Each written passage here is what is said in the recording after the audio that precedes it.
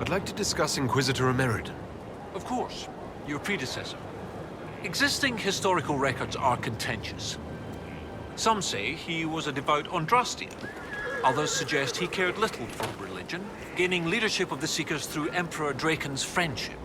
He disappeared around the time the Seekers of Truth, the original Inquisition, incorporated into the newfound Chantry. It's not clear why. Some say that he was tired of his responsibilities and wanted one last great dragon hunt. What's it like at the University of Orlais? Oh, it's brilliant. Some of the greatest minds I've ever known. Now, the university was always well regarded, but Empress Celine made it the envy of all Thedas. She even got them to start admitting elves. A few bent noses, but it's worth it. Knowledge knows no bounds and all. With that unpleasantness with Grand Duke Gaspard done, the university is safe as a haven for knowledge. A spirit on the island held the memories and possessions of Ameridan's lover, a woman named Talana. It told us that Ameridan was here on orders from Emperor Draken himself, and where he went next. Andraste's dimples. I may have received tenure from that sentence alone. Ameridan had a lover. Talana, you said. The Inquisitor's Lady Mage. There was such debate over whether she existed. And there were orders? This was a request from Draken? This changes everything. You don't have a problem receiving information from spirits? It's not ideal, but since you found corroborating physical evidence, I see no serious issues.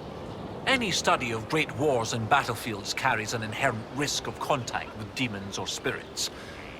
When spirits are willing to talk, most historians love the chance of a first-hand report.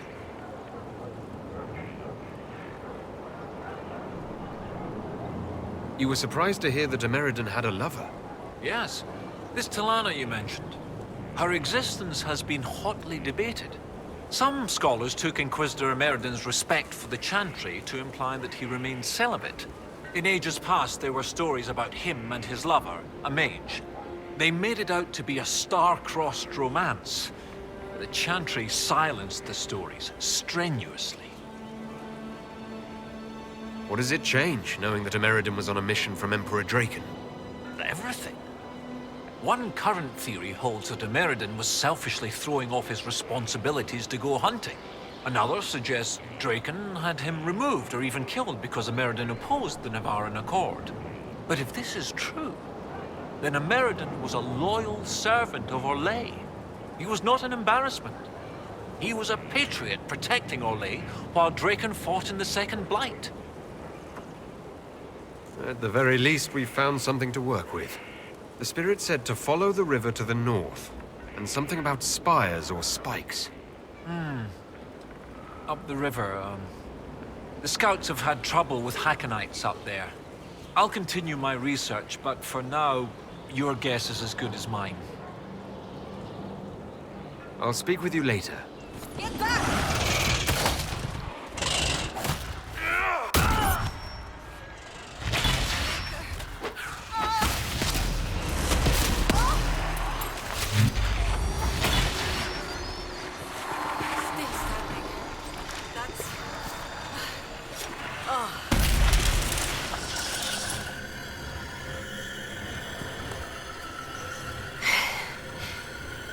Inquisitor. Still finding it difficult to breathe, but I'm not strewn across the landscape, so thank you. I'm Colette, Professor Kenrick's research assistant. I was hoping to conduct a survey of a Tevinter ruin in the hills. I may not have chosen the best route. You're Kenrick's research assistant, so that makes you a student at the University of Orlais. It does? Why? Orlesian institutions aren't always accepting of elves. So the glances and loud whispers remind me. The university accepts those worthy of admission, though elven students are few. How do you find it there? It's not easy, but this is what I want. And I like working for Professor Kenrick. Elven research students, where publications concerned, their work's often deemed Not substantial enough for formal credit. But Kenrick cares about people who want to learn. If our research finds an audience, I know my name will be included. What were you hoping to find at the ruin? The Tevinter's time here was brief, but their architecture endured, offering shelter, forming landmarks. Ancient Avar would have encountered these structures, which certainly predate Inquisitor Emeridan. Evaluating the ruins could offer insight into the region's history, once I can get set up. You're still going there? I've read everything we have on Emeridan, and studied up on new excavation techniques. I won't waste this opportunity.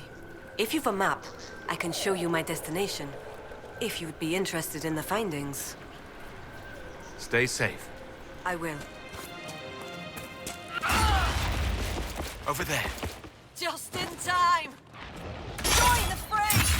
The fight's a worthy one!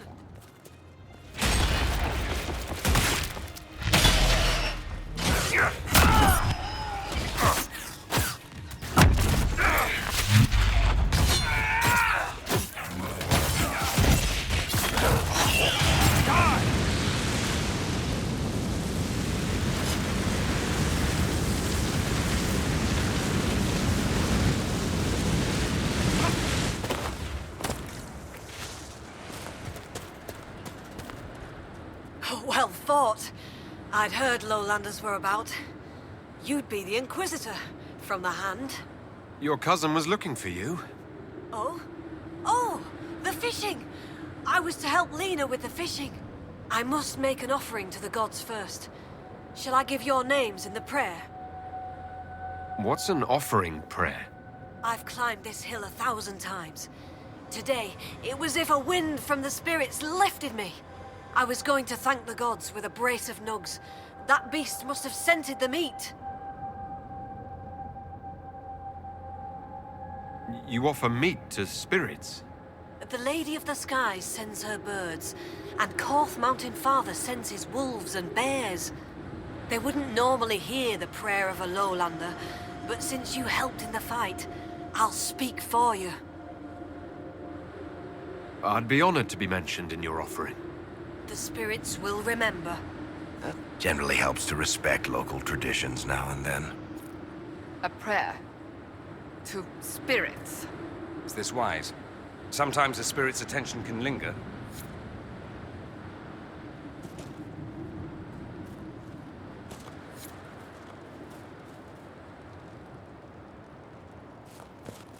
The lady keeps the skies, where blows the morning wind. Korth grants mountain shelter, Hakkon blooded hide and bone. Take this gift from Runa Learsdotten, and the Inquisitor from the lands below. I just felt something. A blessing? That's a good sign. You bring fine luck, Herald. Well, I didn't expect it to just pop up. We've been favored. The gods don't always appear. I'll tell Lena this tale. Perhaps a good story will put a smile on her face. Yeah. Yeah.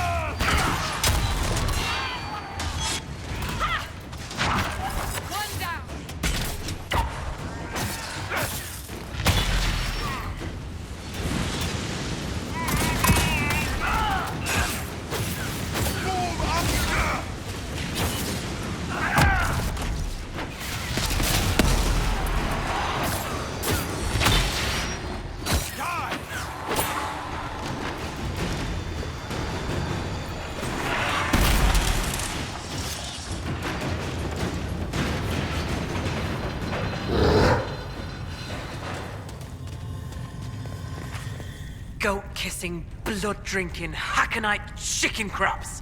Thank you, Inquisitor. Storvacker has returned. My hunters saw what you and she did to the Hakkonites who held her.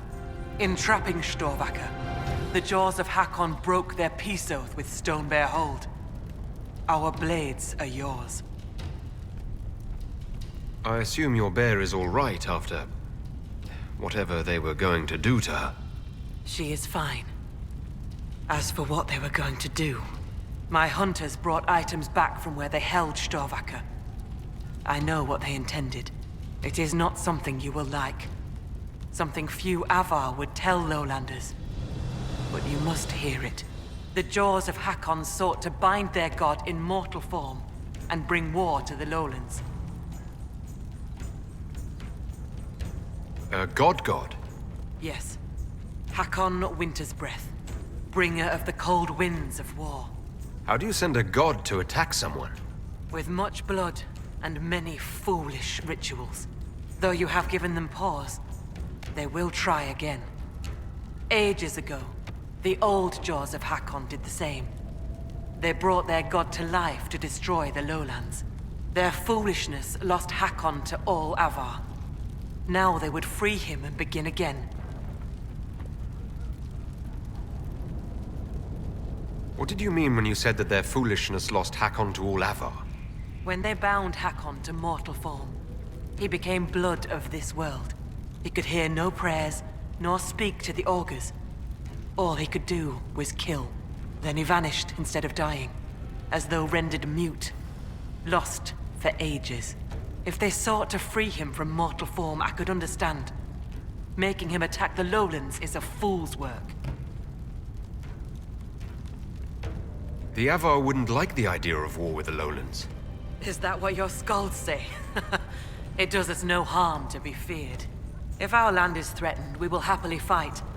And a raid here and there keeps both sides sharp. But we have no need of your lowlands. Not when our goats are fat and our fish are plenty. And not when the sky is torn with demons. Only a fool fights in a burning boat. You said that the jaws of Hakkon first tried binding their god in mortal form hundreds of years ago. What of it? In our search for Inquisitor Emeridon, we learned that he came here to fight a great dragon 800 years ago. A dragon that came from the mountains with Avar warriors to attack the lowlands. Your last Inquisitor must have fought well to stop Hakkon himself.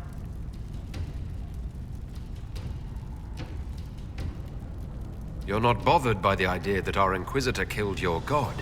He didn't kill him. That would have been easier. Whatever fight your Inquisitor finished, the jaws of Hakkon started. I find no fault with a warrior defending his people. Do the Avar gods take mortal form on a regular basis? No, the gods belong in the land of dreams. Whether it is their wish or some augurs that brings them here, battle tears will be shed. The skalds say the Lady of the Skies took mortal form when Tyrda Brightaxe first led the Avar to the mountains. They say many things about Brightaxe and the Lady.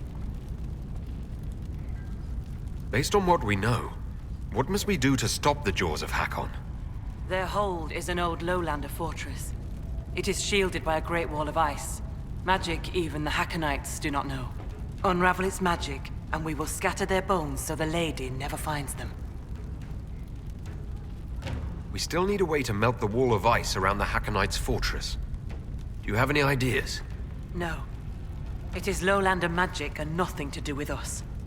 Our spirit talkers are useless as battle goats. The Hakkonites must have found the magic in the old fortress. Speak to your people. Perhaps they will know more. I'll speak with you later. Farewell.